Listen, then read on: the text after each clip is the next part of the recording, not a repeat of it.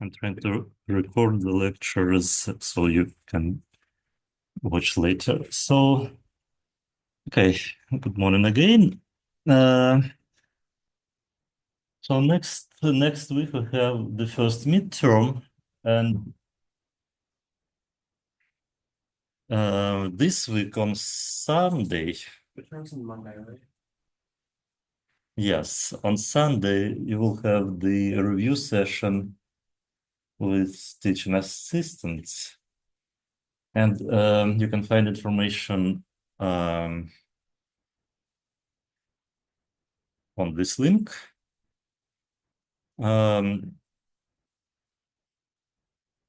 So the slides are available, but also this link is under the discussion tab in my courses.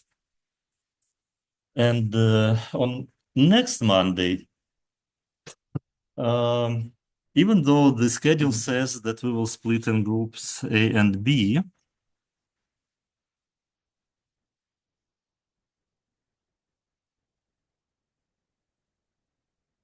so the schedule says group A first hour, group B second hour. So don't follow these instructions, just come to the beginning of the class both days, and Monday and Wednesday, because we have enough room for to fit everybody in the computer lab. So on Monday it will be a test. I believe it's 50 minutes or 1 hour. So those of you who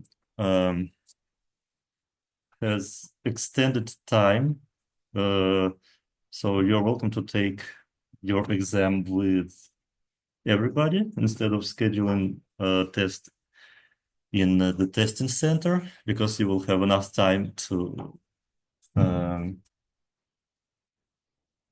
to finish it. And the same for the Wednesday. It will be practical exam on the machines. And again, it will be 1 hour, and those who have extensions, you will have extra time to finish your test. And on Friday, oh, I didn't write. On Friday, it will be a lecture. So no lab, no recitations next week. Okay. So do you have any questions about the midterm, the next week's schedule? Okay, if not, we will finish that we didn't finish last time, the Fibonacci example with accumulator and while loop. And the topic of this week is strings and files. So we will work with string variables and with files. Okay.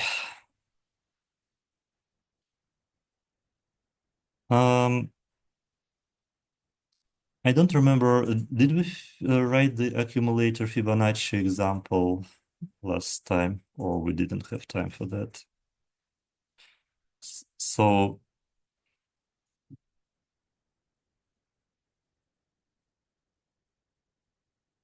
it is on the course page.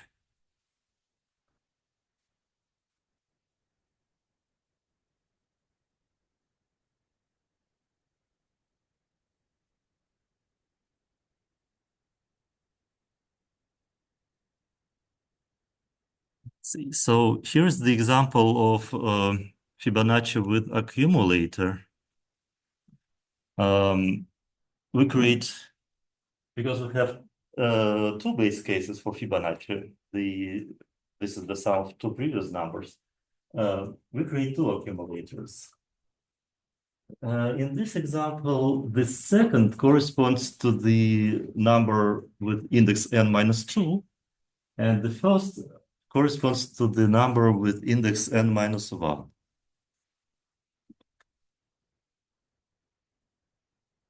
If n is 0, we should return 0. So we return fn2. If n is 1, we return 1, fn1. Otherwise, okay, I don't like this syntax. So otherwise,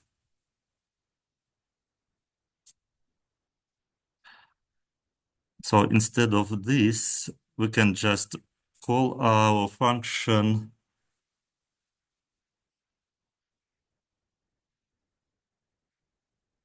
and the Fibonacci number with index n minus 1 will be the sum of two previous numbers. So we can write here fn1 plus fn2. I mean, it's the same as here, but I believe it's more elegant just to do in one line. And Fibonacci number with index n minus 2, bless you, we will change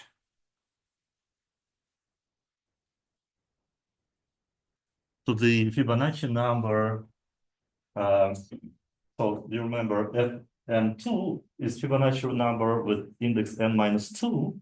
We will change it to the Fibonacci number with index n minus 1. And here we will take the sum of two Fibonacci numbers with n minus 1 and n minus 2 indices. Does that make sense? So, I mean, it's the same as here. So it's weird syntax. I don't know why. So in Python, even if we want to reassign two variables, we can do this in one line. So, for example, you could write here fn1, comma, fn2 equal fn1 plus fn2. I mean, this syntax, maybe it makes sense for other languages like C. We create the dummy variable, we save the value fn1 in this variable, and then we change the value of f1. But in Python, you can do this just in one line.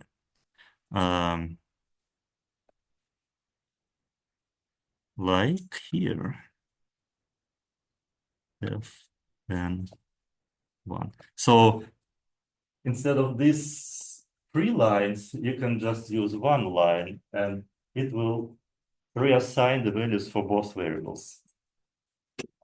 Or you can just leave one line, return Fibonacci, and use new accumulator values. Okay, so now we change this to while loop.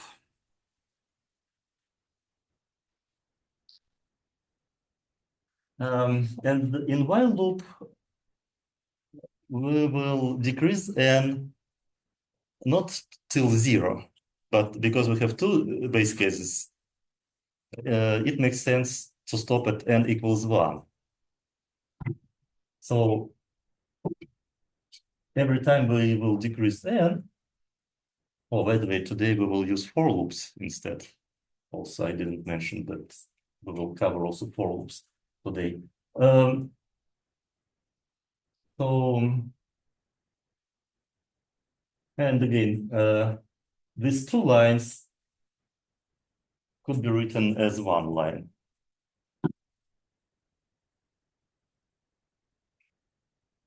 So it's the same idea as with accumulator. And we return the, so here's the timeline. I just want to make sure you remember that in timeline, we start with values of variables before we enter the loop, actually. So That's why we call this iteration 0. Before we enter the loop, we should write down the variables. Like if we want to calculate Fibonacci of 5, before we enter the loop, we will have n5, and we will have these values. They are not default values, but they are like initialization of our variables f1 and f2 as 1 and 0. And only on iteration 1, we should list the variables which we have after we go through this loop. So after we go through this loop, n will decrease by 1, so we will have n4. Fibonacci number with index n minus 1 will be the sum of two previous numbers, which is 0 plus 1. Fibonacci number with index 1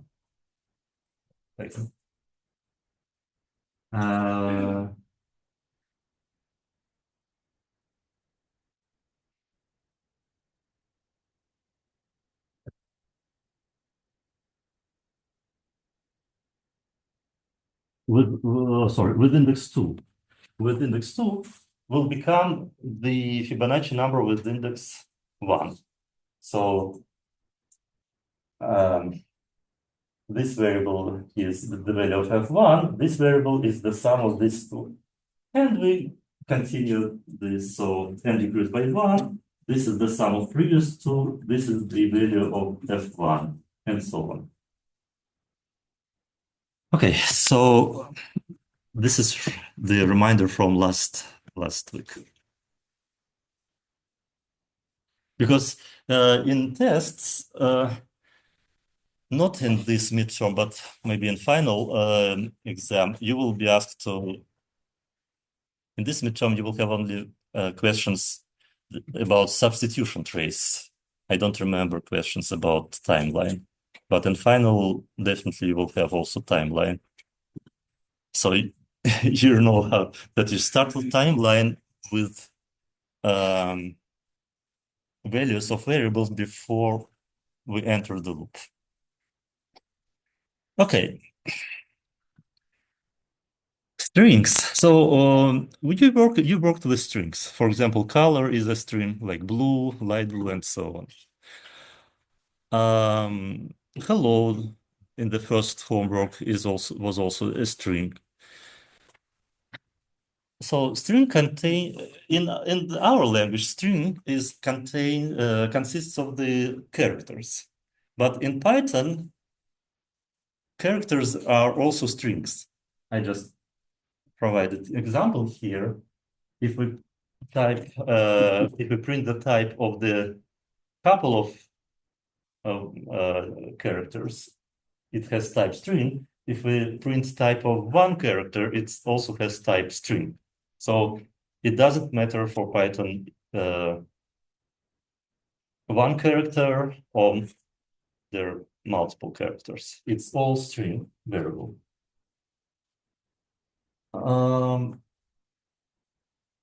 So you remember that Python uses Unicode 8 as the coding system for strings. So then we can access the Unicode index. So you remember there is Unicode table with 2 power 8 symbols. And ASCII table with 2 power 8. And Unicode is the extension of the ASCII table. So Unicode contains 100-something thousand of symbols. But the first 128 symbols, they're the same as an ASCII table. So to get the index from this Unicode table, we can use the function char or chr from character. I'm sorry. Char to get the character from index. If we want to get the index, there is a function ord. So you can see that ord of h is 104, and char of 104 returns the character h. So, for example, um, imagine you want to check that your string contains only characters from A to Z. What you can do, you can create you can just find an index of the character A uh, by this function or of A, and then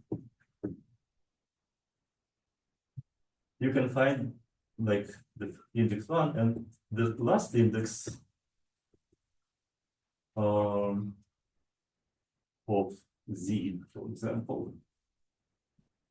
And then you can do a loop from index one to index two. So you don't need to remember the indexes in ASCII table.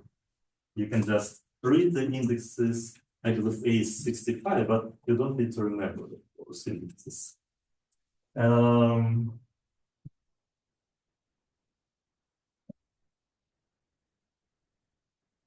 Then we have special, what is called escape symbols, like end of line, uh, tabulation, and if you want to type backslash, you should type backslash backslash.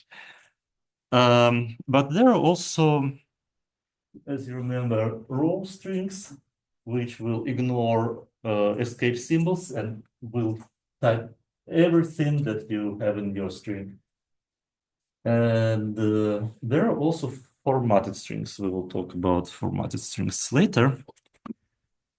Now, the interesting part is about slicing and indexing.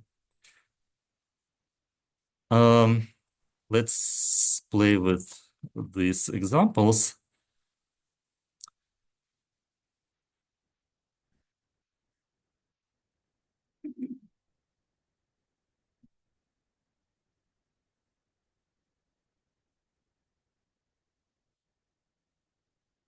So let's create a string. For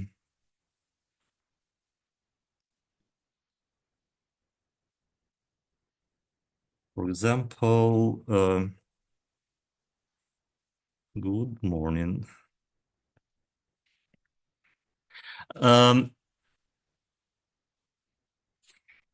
How to get the length of the string? There is a function len.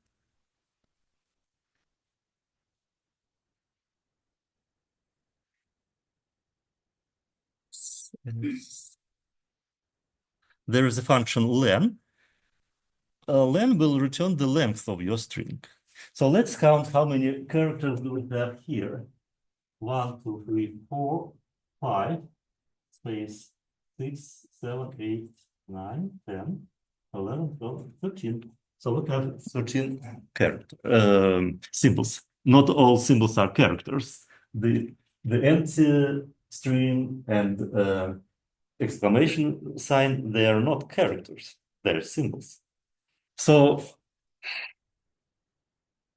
uh, by the way, there is also the method as is alpha. This method checks if your string contains only characters. What?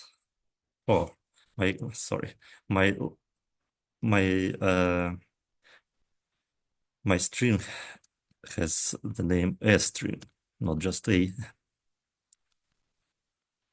And is alpha returns false because exclamation sign is not a character.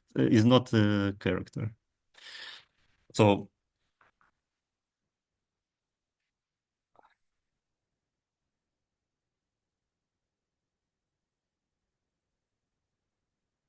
So if I want to remove exclamation sign, there is a method strip, I believe, strip. And here we can indicate what we want to remove. Yes, it works. By default, it will remove only empty spaces. So if I do strip without anything, okay. If I do strip without anything, it will just remove the extra spaces and symbols of tabulation end of line only from the sides of my string. For example, I can add here spaces, tabulation, and apply strip.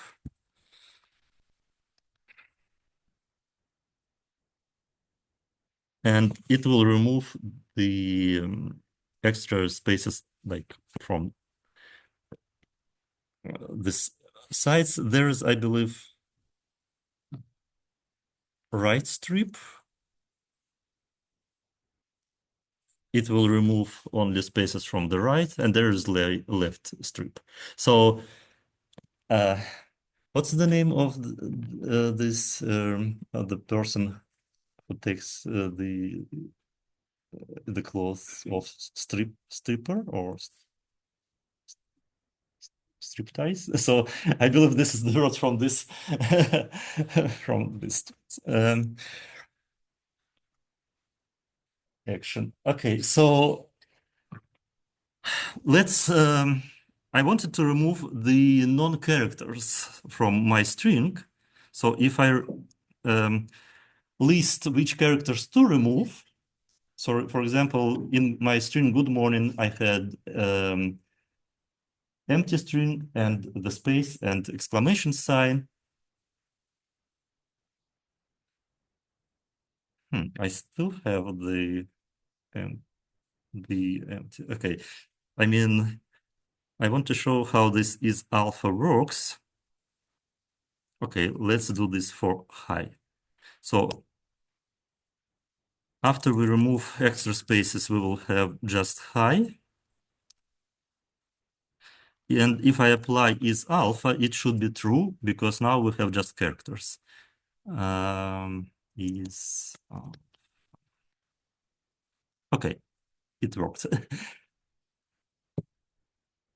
Okay, so let's go back to my string, a string.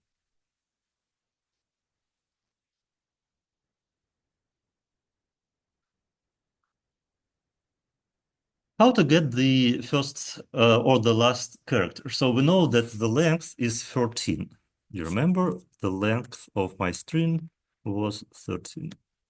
String. So what is your guess? How to get the last character? A string. Which index should I type here to get the last character? Hmm? 15. Which? It's 13 by 50. We have space in the middle. When it returns the length of the string, it counts all the characters, even empty the space. So 13 is the number of, not the characters, it's the length of the string of all symbols. So which index should I use to get the exclamation sign? Yeah, you can just pick out without raising. 12.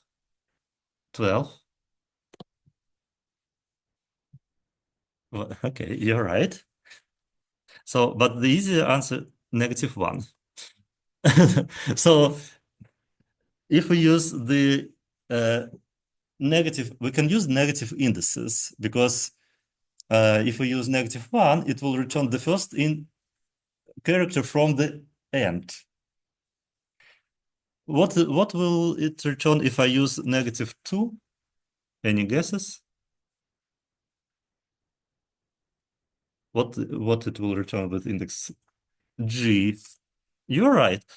So if I use, as you said, 12, it also will return exclamation sign.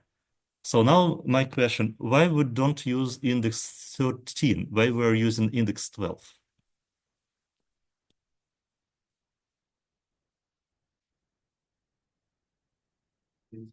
No, because our first index number in Python is 0. So it's good to remember that if we want to get the first character, we should use index 0, not the index 1. And because we start indexing from 0, the last index will be smaller by 1 than length. Does it make sense? Okay, great. Now let's talk about slices. So this is how to access the indices, just individual characters from left and from right. From the right, we're using negative sign. So what if we want to get just, for example, first two, well, yeah, or three, let's say three. What if we want to get first three characters? So we should take the characters from 0 to 3. And we will get first three characters. Oh, wait a minute. Why it's Google? Did I type? Okay, it's correct. So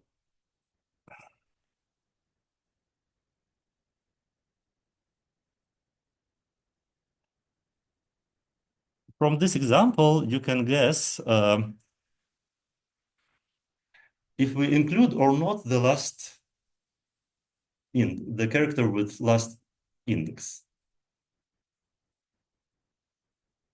So we include the character with index 0, but do we include the character with index 3?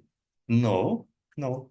So, and this is the confusion that we had in the lab, because when we created a random number from 0 to 55, the last index was included in random number range. But typically in Python, the last index is not included in the range. So this slice will return the characters with indices from 0 to 2. So 3 is not included. Let's do the same, but from the back. So what if we want to take... Oh, by the way, if we start from the first symbol, we can just skip the first index. So just type from nothing to index 3. So what if we want to get the last 3 characters? So how to use the negative indices? 0 to Does it make sense? Negative 0? I mean, is there a difference between 0 and negative 0? I guess no. So what was the last symbol? Do you remember? It was -1. So -1 was the last symbol. But I want to get the 3 last symbols. So maybe from -3 to -1.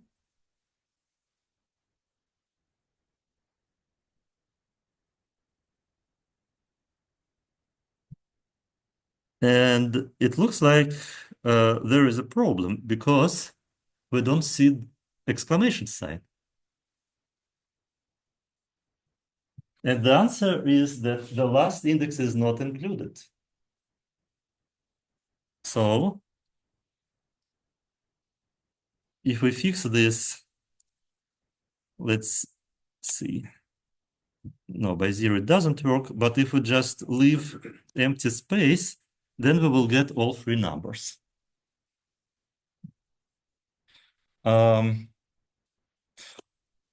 Let's so yes, this is the syntax if we want to get last three numbers.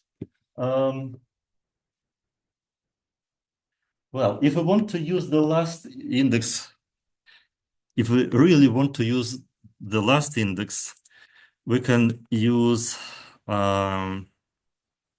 from -3, let's see if it works, to the length of our string, which is 13.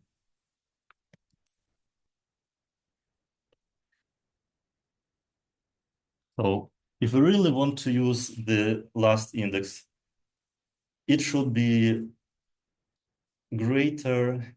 So it should be the length of our string. We don't have the index, we don't have the character with this index, but the last, but we know that this number is not counted in the slice. So, because the last symbol has index 12. The last index has index len of string -1.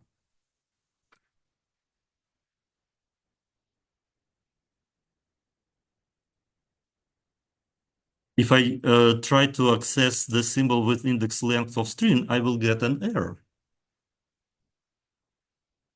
Okay, so one extra thing about slices. Instead of using 2 parameters, we can use 3 parameters. So, for example, let's print our string again. And let's use 3 parameters.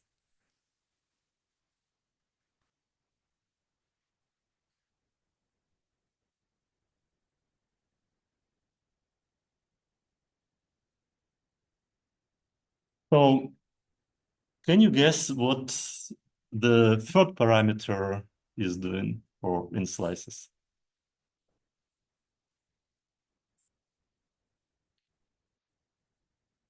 It's the step. It's the step size. So in this case, by default, it's 1. In this case, it's 2. So it takes every second character. Does it make sense? Um, for example, if I want to reverse a string, I can use -1 index for step. And it will print my string like going in a loop.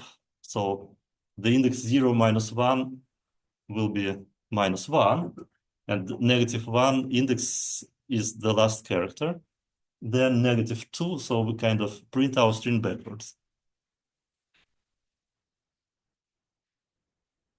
Okay, I think that's it about slices. So we can use positive parameters, we can use negative parameters and indexes, and we can use also the step size, which can be positive or negative. If it's positive, you just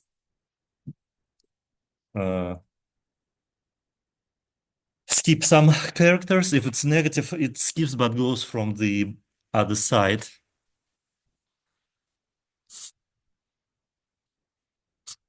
Okay. There are also many other things you can do with strings. For example, concatenation. For example, number a equals 2. Then we cast integer to 5, and the result will be a equals 5 string. the thing that you maybe didn't think about, what will be the result of this code?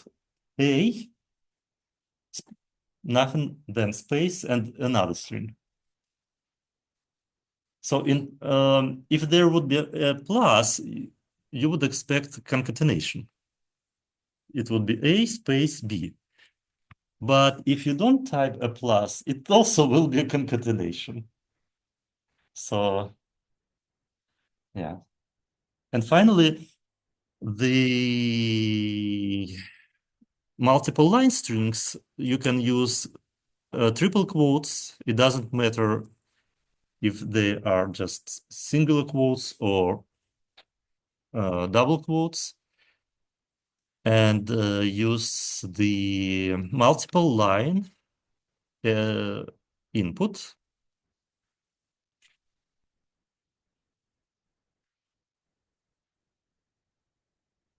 In the memory, it will be represented as the first line, then this escape symbol of the new line, and the second one. So sometimes maybe you want to use a long strings, then you can split them into many lines, then you are using these triple quotes. And only in the beginning of file, they work as docstring. If you want to use them like to create string variables, you're welcome to do this in, for example, you can create just a variable and then your variable will look like this. Okay, maybe we will talk about other methods of strings, but let's move forward.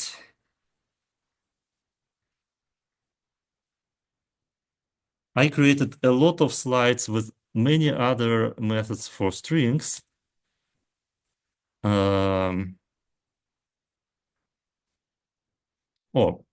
The important thing is that strings are, we can't change the variable string. So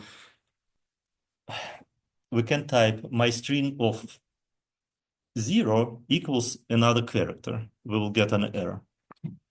So they are immutable. If we want to change a string, for example, if we want to change the first character, then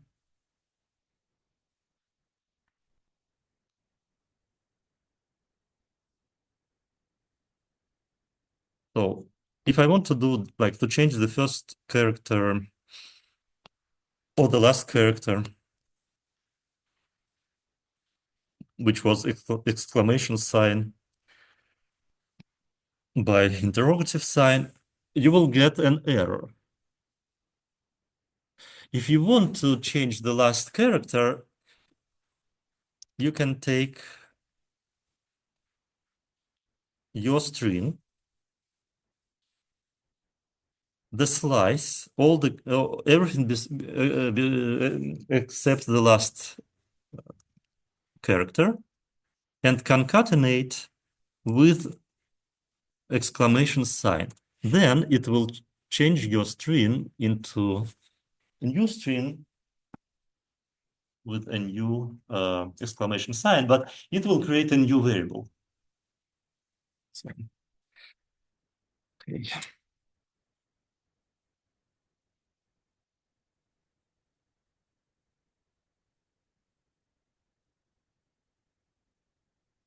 What else?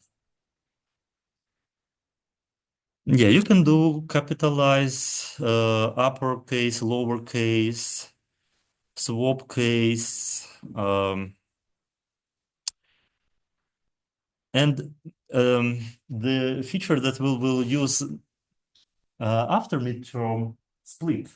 It will split your string into individual words.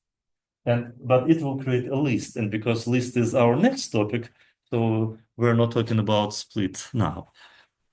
So just you can just know that there is a method that will split your string into words.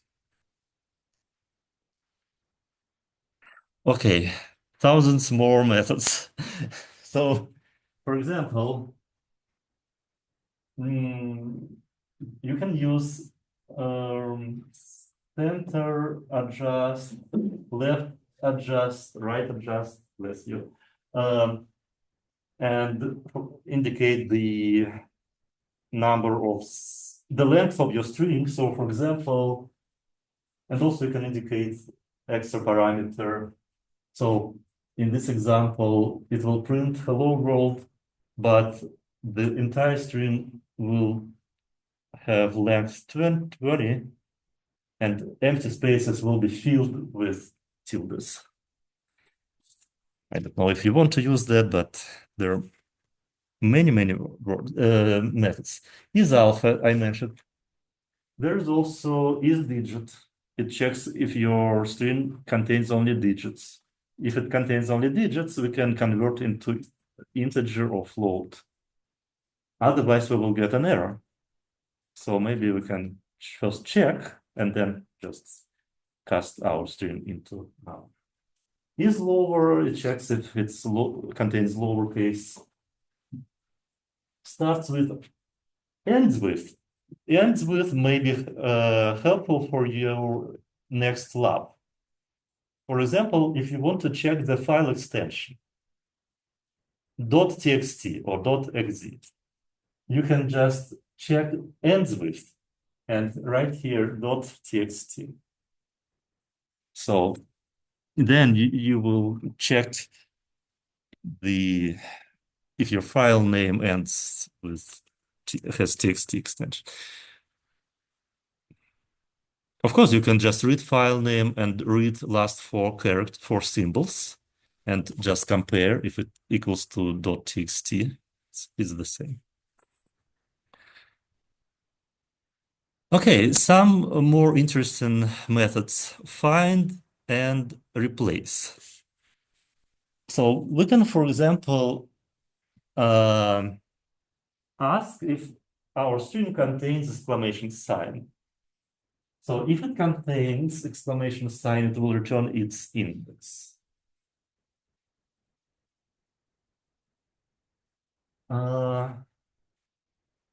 Why it's okay. Oh, it looks like it returns the previous index because what is the oh maybe no sorry.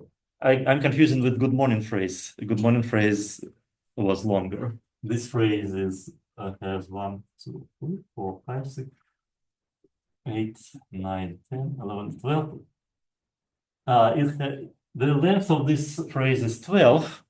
So the last symbol has index 11. So it's correct. It returns this symbol. If it doesn't see this character in your string, it will return a -1 index. Another method index works exactly the same, but if it doesn't find the symbol, it will return an error. And there is also replace. Remember, I changed my string and I changed the last exclamation sign by interrogative sign. You could do this with method replace. It will replace all exclamation signs in your string by interrogative signs.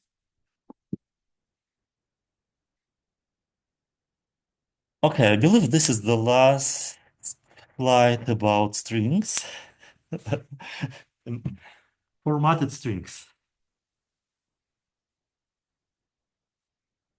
So in formatted strings, you can use this syntax like leave empty short brackets, and here indicate the variables.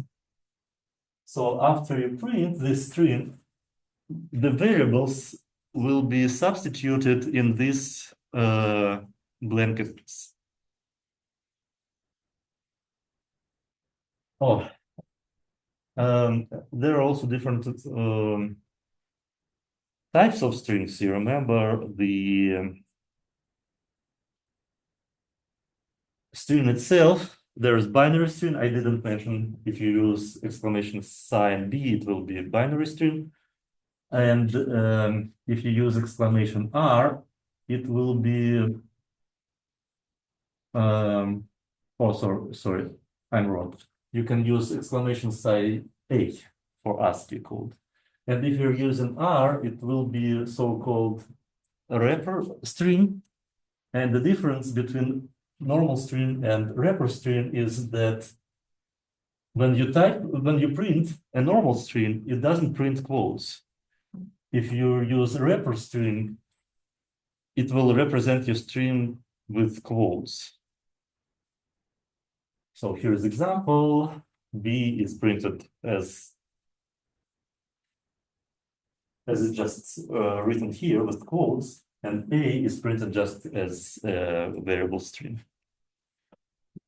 And finally, maybe the most useful feature of the formatted strings is that you can type the numbers in the desired format. For example, if you have a decimal and you don't want to type, I don't know, 10 decimals after the point, after the dot, you can use formatted string and indicate that I want only two decimals after the dot. So this number then will be printed as this number. But here I used example also 8 here. It says that we force to print 8 symbols. So that's why it will print also zeros in front. Plus means I want to have a sign, a number with a sign. Then you can use instead of F, DX OB, which stands for decimal, base 16, base 8 system, and base 2 system numbers. So you don't need to what's called convert manually numbers from one system to another. You can just indicate which number system you want to see as the output. So who knows this base 16 system? Well, everybody knows, I believe, base 2 system. So why I'm sorry. So why then 12 is represented as C? Can you explain to the class why 12 will be C? Good.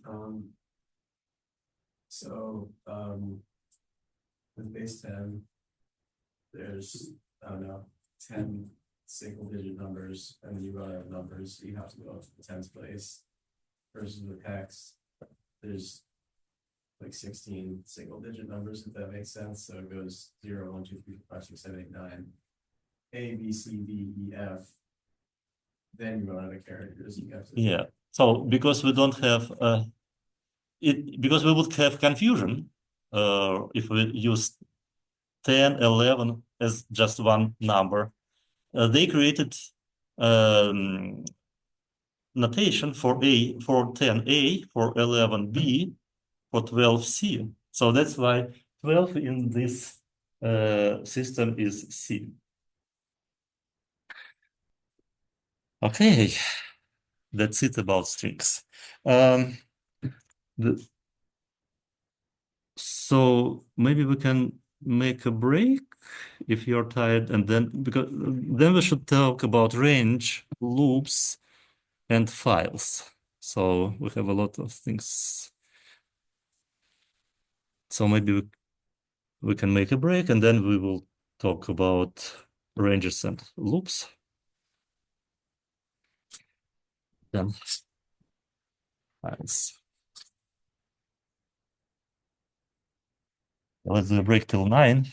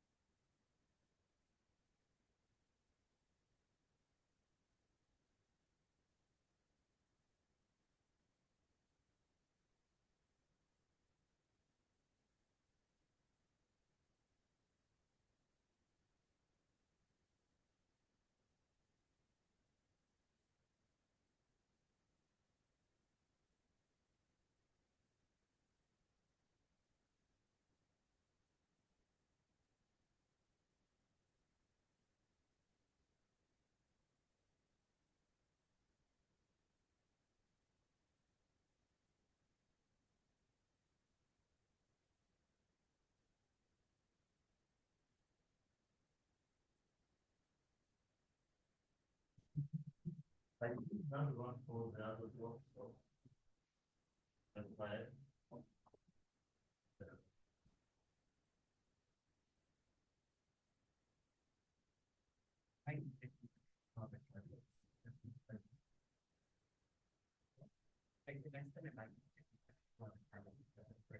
Yeah, but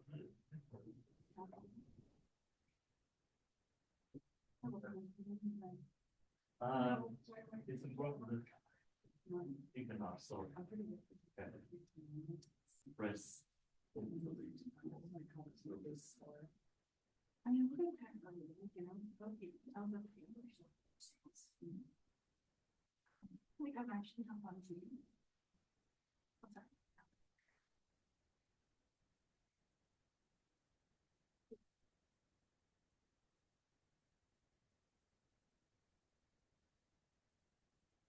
So the program that we will write today is follows. We will read a file and we will have a keyword which we want to hide in this file. So like in this word, we will print dashes or asterisks. So, and we will save a new file where this keyword will be hidden. So this is the program that we will write today. And I think we will use this replace method. We will just replace the, oh, wait a second, can we use replace? Yes, we know how many characters in keyboard, so we can do replace and then the number of dashes will be the same as the length of the keyword. It will work. It will be, I believe, the easiest way. The other way to do that is more complicated. To do a strip and just cut this word from the string. No, strip, I mean the method of the function, not the, the action.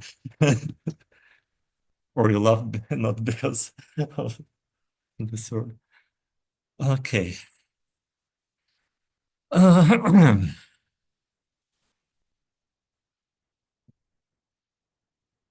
It's early for the other strip. Just morning. Okay.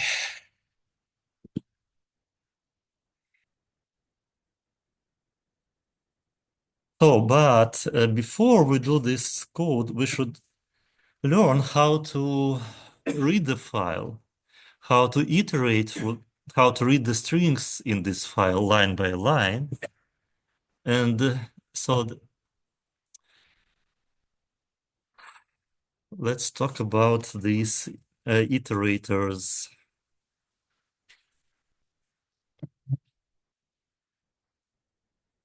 So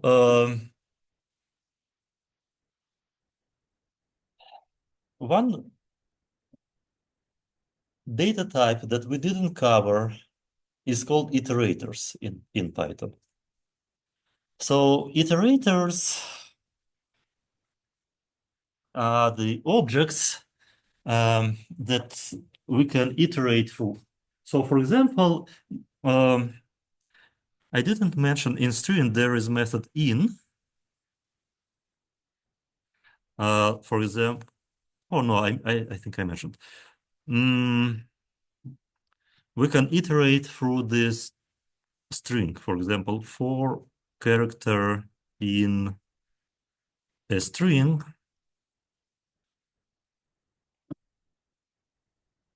print character and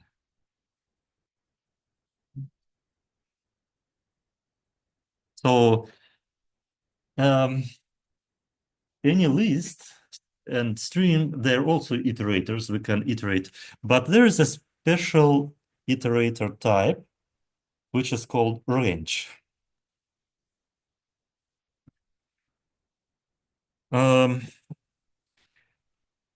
We didn't talk about lists like in depth. It's the next topic.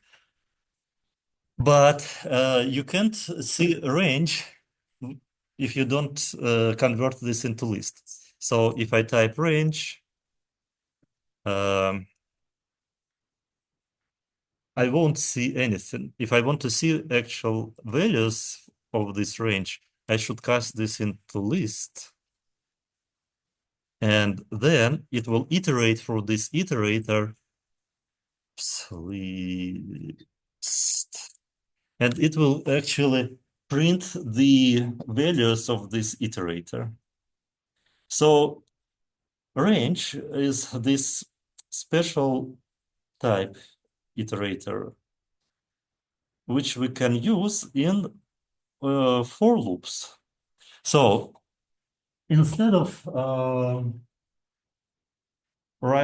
iterating through the string, like here for character in a string, we can do also for index in range.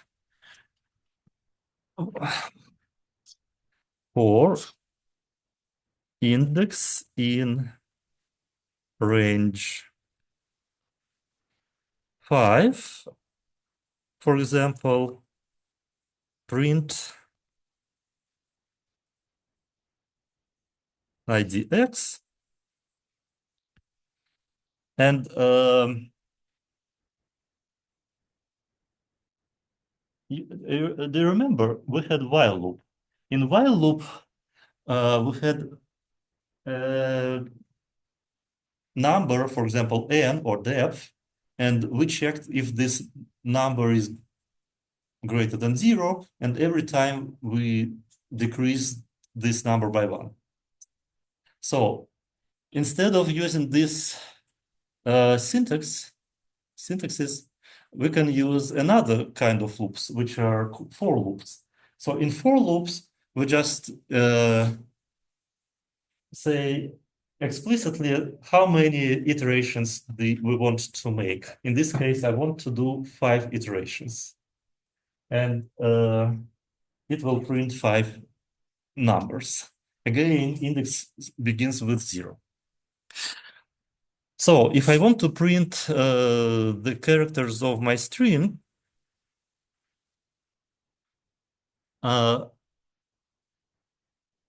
yeah, and the last number is not counted. So 5 is not included in the indices. So if I want to print all the characters in my string, so what should I indicate is as the largest index in my range? Because I want to print a string of index, a string of 0, a string of 1, and so on till the last character. So what should I indicate here if my length of string is 13? Should I indicate 13 or 12 in range? Huh? 13, because the last index is not included. Correct. So a string and I will print. So this is another way how can I print the characters from a string using indices. A string of idx. And because I want to print in one line, I indicate end parameter.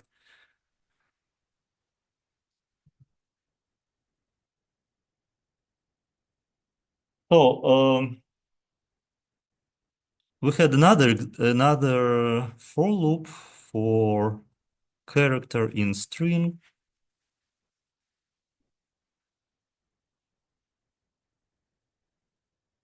Print character. So which of these two loops do you prefer? With indices or just with iterating through the string?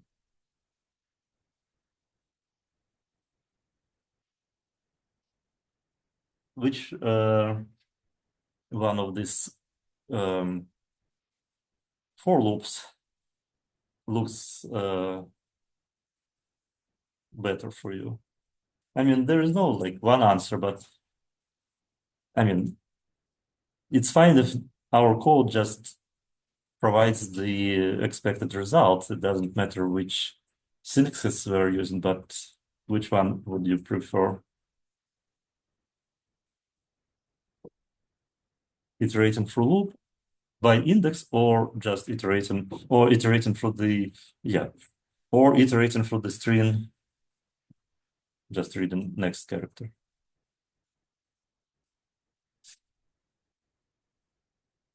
Which methods would you prefer?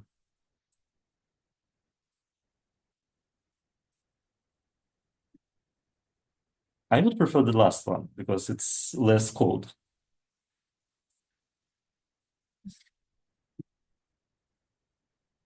Okay, so this is range. These are for loops. Oh, by the way, now we can write a factorial with for loops.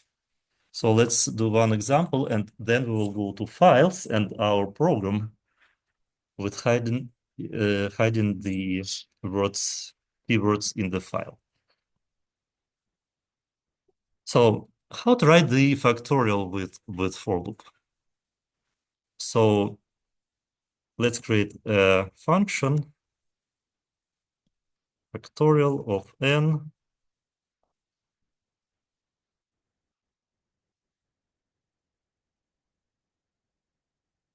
So could you tell me what I should create next? Maybe some accumulator that will multiply by n every time. So let's create accumulator and assign the value 1. And then we will do for loop.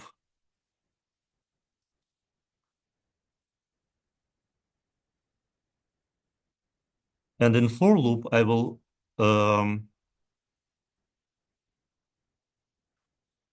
multiply my accumulator by 1, by 2, by 3, and so on up to n. So what if I want to multiply in for loop accumulator by I, and I want I takes values 1, 2, 3, and up to n. So which indexes should I use in my range?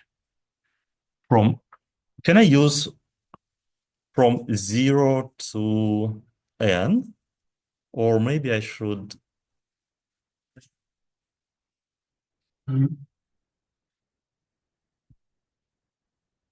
What? So if I want to multiply by I, do I want to have I 0? No. So we will do from 1, but range doesn't include the last index. So I should write n plus 1. N plus 1. And then in this for loop, I can multiply my accumulator by I. And that's it. Return accumulator. Let's test our function. Factorial of 3 should be 6. That works. Factorial of 0 also will work because if I use 0, the range will be from 1 to 1, so it will be empty range. So it will just return the accumulator. The other way was to use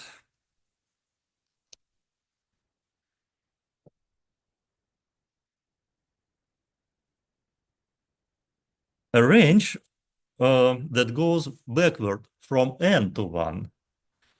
So we could do from n to 0, and in range you also can indicate the steps. I believe this will work because 0 won't be included, so the last value will be 1.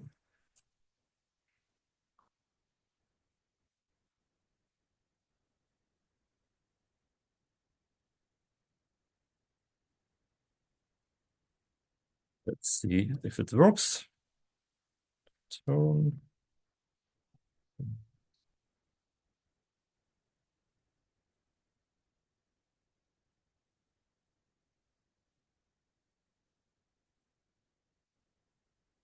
yeah, so it also works. So in the first example, the range, the variable I was going from 1 to n. In the second example, it was going from n to 1, like backward. Files, the last topic for today, files. Uh,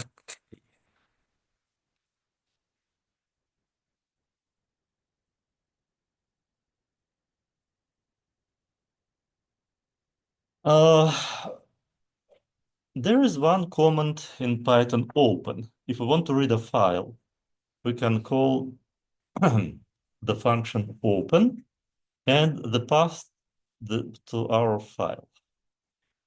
This function open has many parameters. We will use, I believe, only one, W, write, which means write. There's parameter B to read file as binary file. By default, it reads as the strings, the normal strings. When we open the file, we can read, in this example, first 16 characters of symbols. Not all symbols are characters. Or we can read the entire line till the symbol /n, till the symbol of the end of the line. Or we can read all the lines. The last method is rarely used. Typically, we read line by line. When we're working with file, you can't change the directory. You can't erase your file because it's open. So after you finish working with your file, you should close it. And only after that, you will be able to manipulate with your file in your operating system. In your file manager. Similar comments are to write. So you open file for writing, and then you can write a string, or you can write a line. Oh, actually, several lines. Again, here I'm using lists. We will cover this later, but lists are just the collection of the strings. And again, we should close our file after we have written something in this file. If we don't want to care of closing the file, there is another syntax with statement. So we can call with open file as a file name.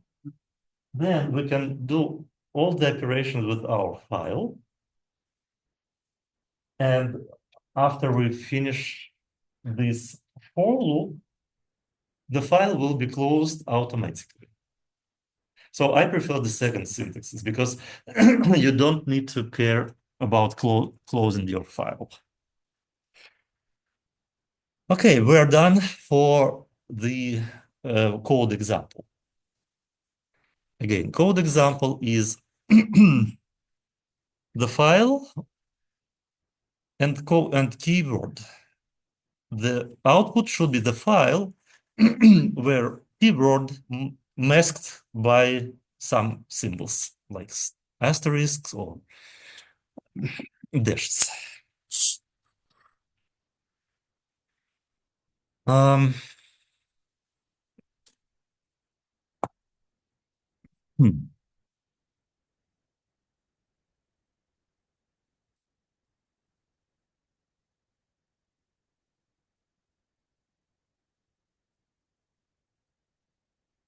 Let's create an empty project.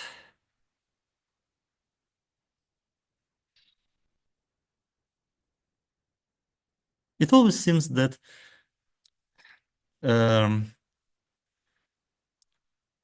the concepts are very simple, like string. How it's possible to talk about string 1 hour, but it turns out that, or files or for loops, very simple concepts, but and many of you are familiar with those, but unfortunately, we should like cover everything that you're using in your code assignments. New project. Week 5.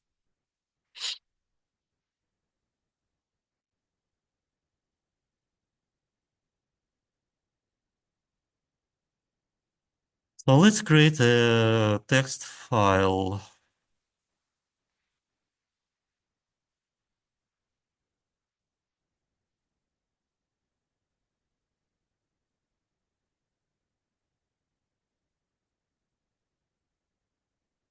I believe by default it will be txt file.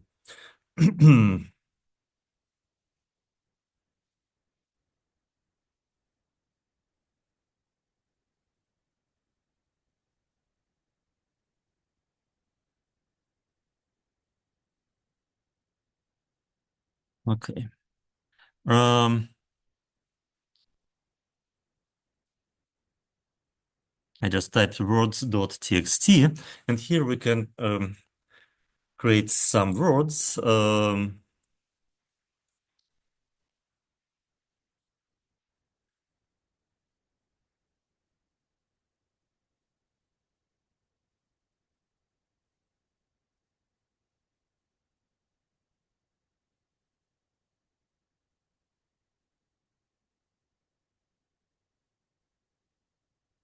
And let's say I want to hide a word, um,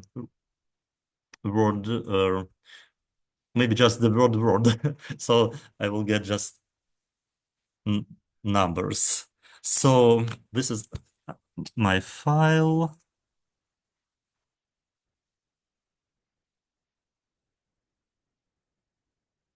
This is the default code. Let's just remove everything here. The first thing will be to read the file. And I will use this syntaxes with open file name words.txt as here we create a variable. Otherwise, we should create variable equals and file and open. Here we write with open and then the name of the variable as f. Um,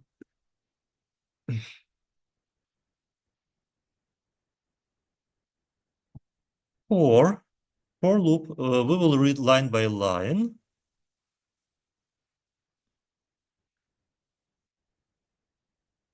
And for now, let's just print, just you can see how it's working, print line.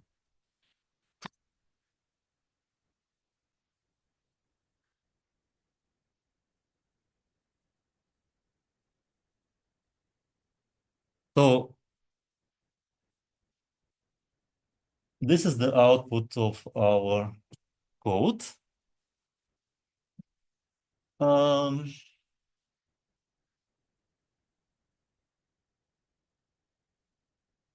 so can you see something weird in this code? I mean, our file didn't have extra spaces. So why do we see extra spaces?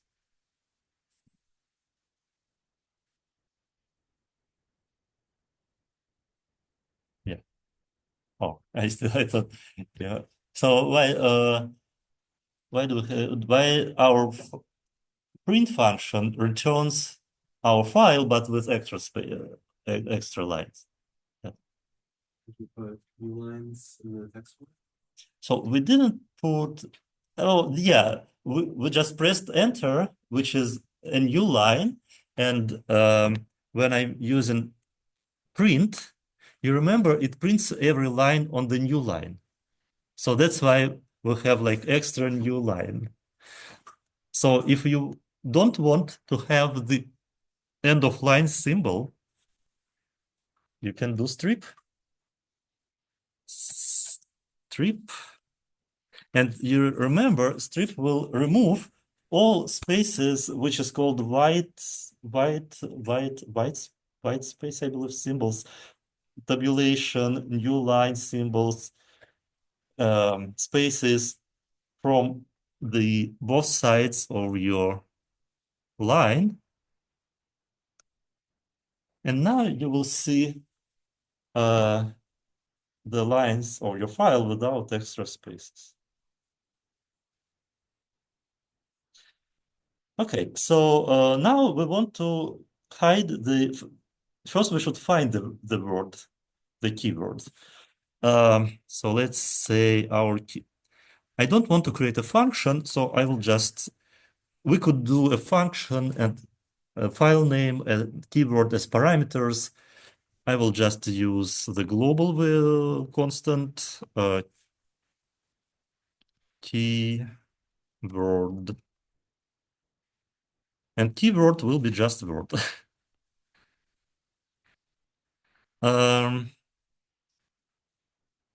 So do you remember how to find the substring in the string? Which method can we use to find a substring?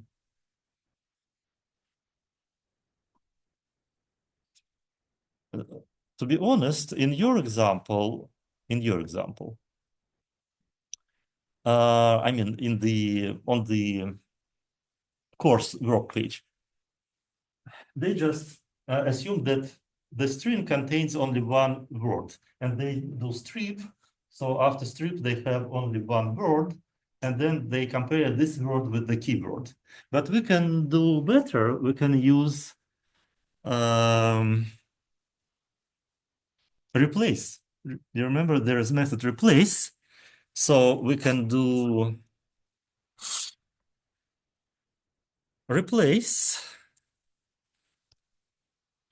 keyword, keyword. Oops. If you want to use a new line in the code in Python, you can use the backslash. I believe it will work. Keyword. And we will replace this keyword with, let's do asterisks, for example.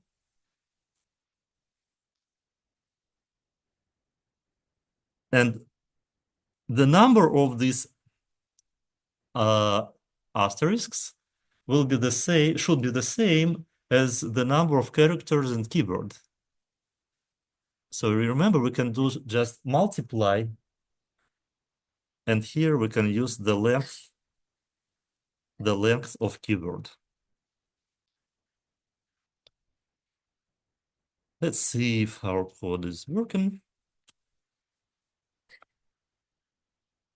Yeah, it works. So you can see that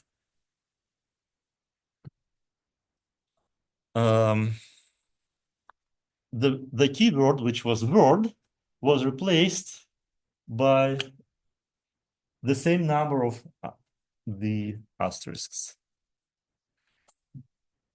If you don't, so do you have any questions about this replacement? So this is a nice feature. A string multiplied by a number just repeats itself. So now, what we want to do now, we want to write a new file where this keyboard will be replaced by the asterisks. Okay, let's modify our code.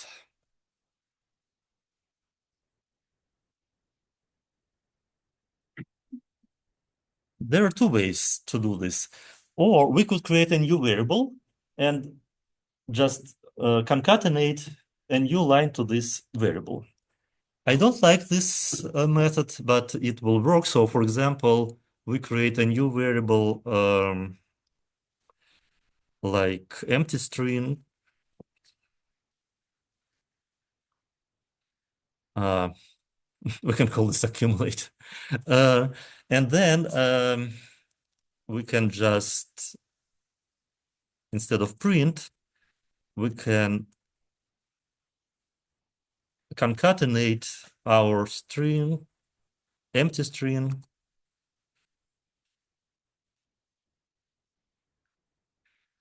with a new line. And in the end, we can just print this and this accumulating string.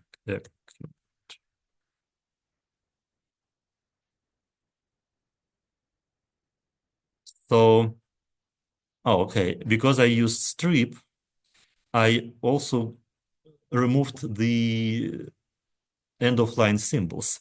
So I don't, if I won't use strip in this case, then I will have this end of line symbols. Or I could use strip, but then I also had to add in the end,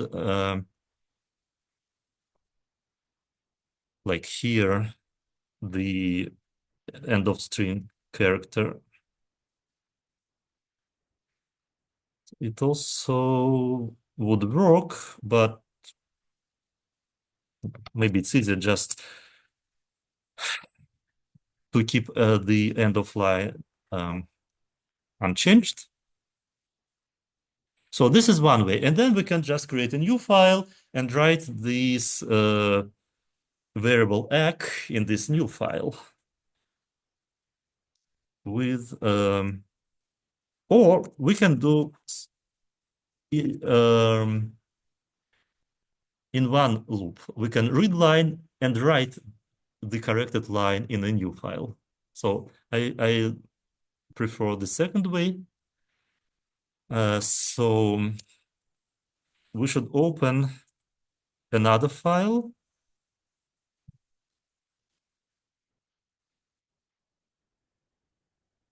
Let's call it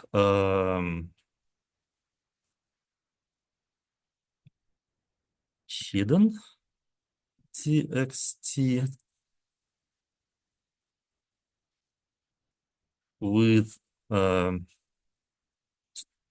parameter right.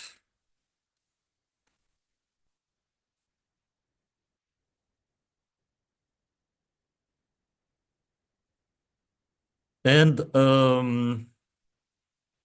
now we will do a for loop for line in our file f.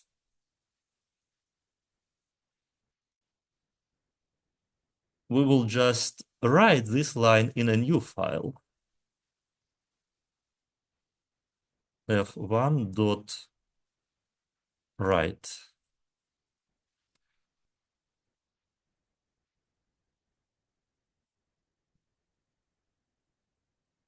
And let's see if it works. Yeah, so you can see it created a new file. And if I open new file, I will have my previous file with the word replaced by asterisks. Okay.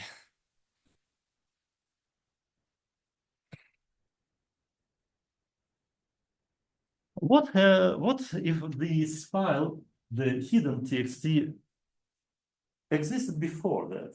What would happen in this case? Well, what do you think? If I will open the existed file and we'll write something in this file. Will it replace information or it will add information?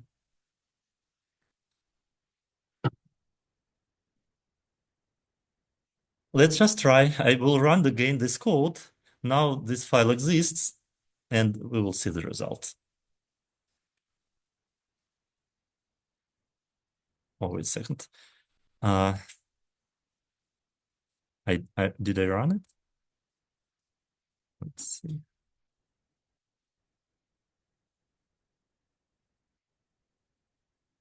Okay. So I was thinking it will add new lines, but it seems to just create a new file.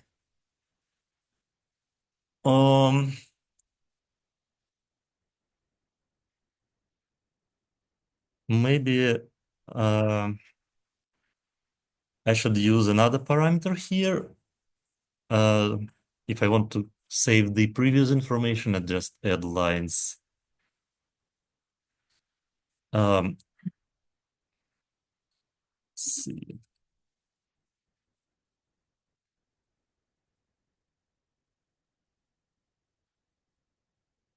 It's error. Okay, so, well, at least we know that it will just rewrite your file. Okay, I think that's it for today's lecture. So the main idea was to work with files, but to work with files, we should understand how to work with lines because we read files and write files line by line. And to read lines line by line, we had to learn the new loop, for loop. And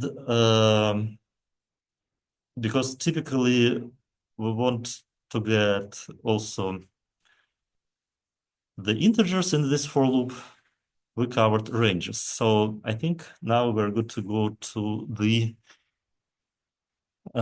quiz.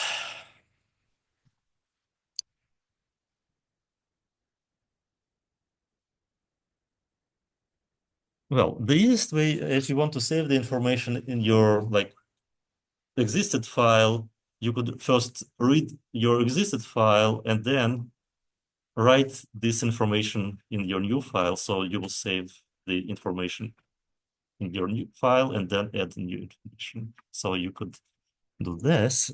But I believe there is also the parameter which allows you just to add lines in your new file instead of creating a new file. But I should Google it. Okay, so quiz.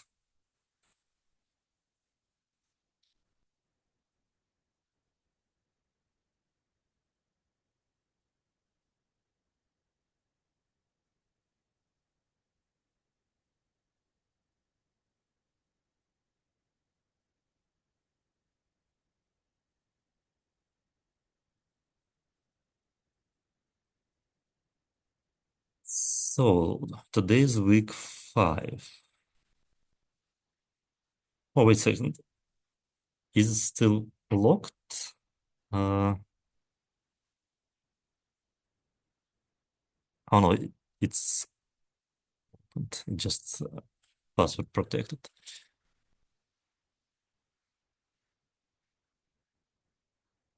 Okay, so let's do the quiz and just review the material that we covered today.